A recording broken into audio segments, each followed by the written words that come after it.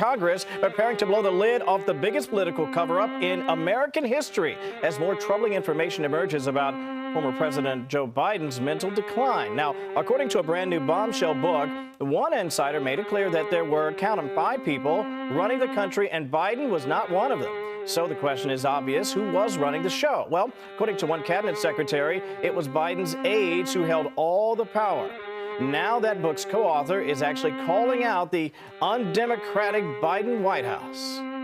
These aides were not even Senate-confirmed aides. These are White House aides. These were unelected people. And one of the things that really, I think, comes out in our reporting here is that if you believe, and I think a lot of these people do sincerely believe, that Donald Trump was and is an existential threat to democracy, you can rationalize anything, including sometimes doing undemocratic things, which I think is what this person is talking about.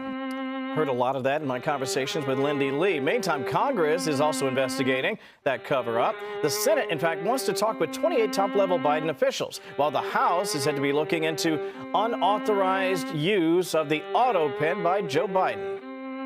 When you sign a document that has legal implications, it has to be signed personally. It can't be signed by an auto pen. So I think that if we can understand more about the auto pen and whether or not Joe Biden authorized it, I think this could lead to a lot of those executive orders being kicked out in court.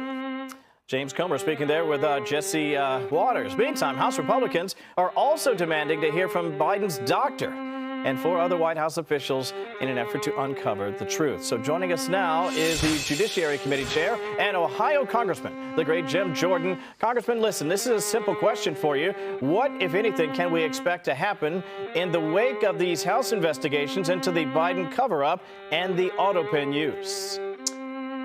Well, I don't know if there's an easy answer. I mean, we'll see. I think Chairman Comer will probably lead this investigation. We can look at the folks who were supposedly making the decision. One thing we know for sure, it wasn't Joe Biden. So we can talk to these folks. My guess is they'll try to assert some privilege if, in fact, we ever bring them in. But I think it's right that in your lead there, you talked about it's supposed to be people who put their name on the ballot, who are elected by we the people who make the decision. It's not supposed to be other folks who aren't elected or, in this case, aren't even confirmed by the United States Senate. So we'll dig into this, but I think the real culprit, of course, is the media. And you mentioned that, but I mean, Jake Tapper made money telling us everything was fine. Now he's making more money writing a book telling us no, it wasn't fine. I think that's the real concern here is what the mainstream media got away with or what they thought they were getting away with.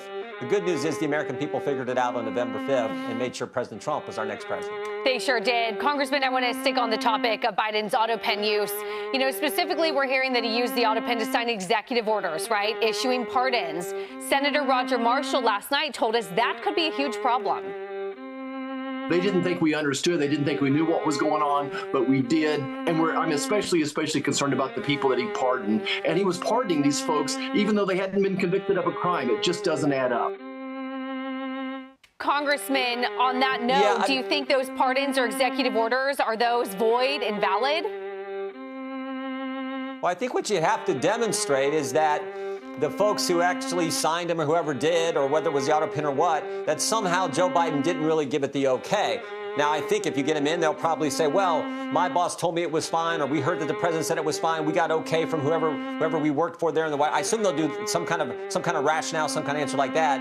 But again, you got to work through this all. Well, if we bring these folks in, you have to ask them. You may have to even subpoena. And then at some point when they come in, will they assert some kind of privilege, executive privilege? That's all part of it. We'll just have to see. But as I said, I think the Oversight Committee under Chairman Comer on the House side will probably lead this investigation.